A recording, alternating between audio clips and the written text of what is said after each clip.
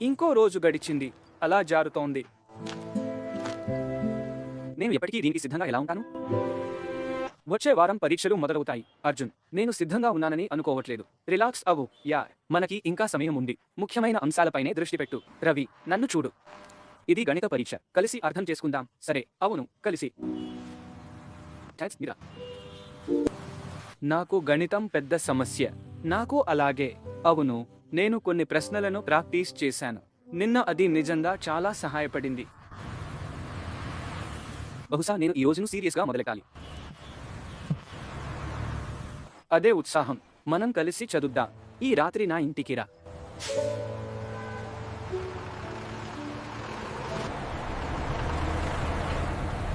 సరే, చేద్దాం. ఇక సమయం వృధా చేయకు. ఖచ్చితంగా మనం మంచి మార్కులతో పాస్ అవుతాం.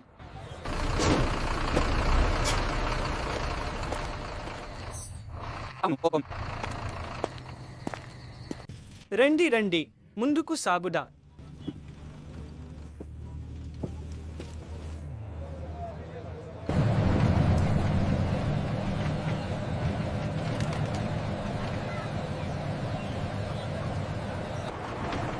చివరికి బస్కే.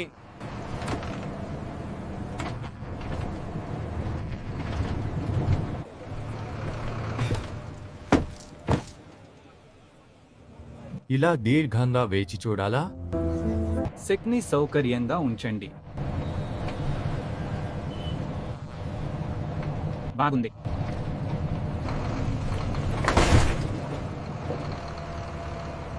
రోజు బరువుగా గడిచిందా? సేమ్ చాలా అలసిపోయాడు.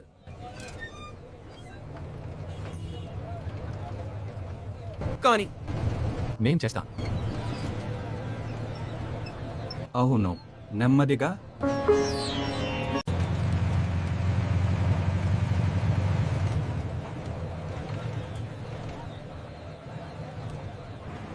కాబట్టి ఈ రాత్రి కొంచెమైనా చదువుకుని ముంచండి.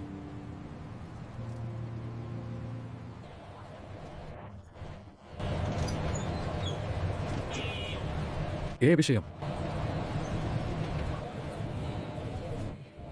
ముందు మ్యాథ్స్. మంచి ఎంపికే. మ్యాథ్స్నే కదా.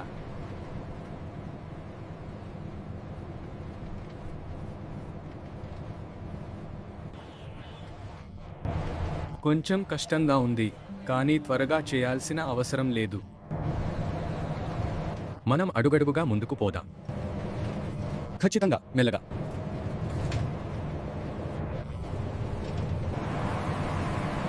ఇంకా ఏమీ లేదు.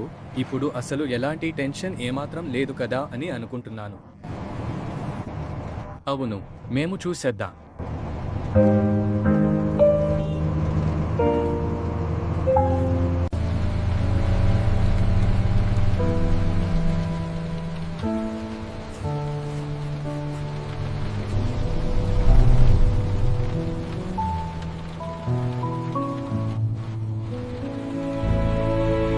చదువు భయంతో కాదు, ఇది అవగాహనపై.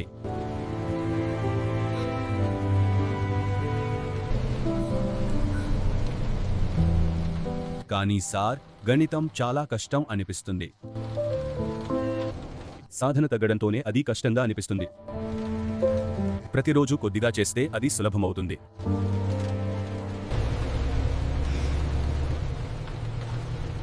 ఆయన మాట సరే సార్, నేను ఆయనకు సహాయపడతాను. మీరు ఇద్దరూ కలిసి చదువుకుంటే విజయం ఖాయం.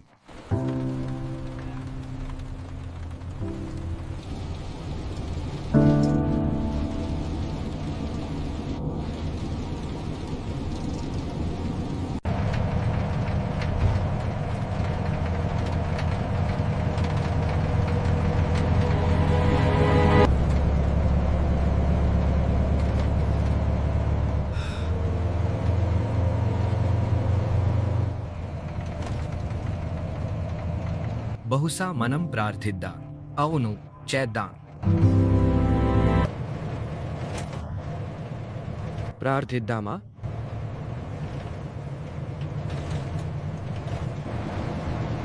అవును.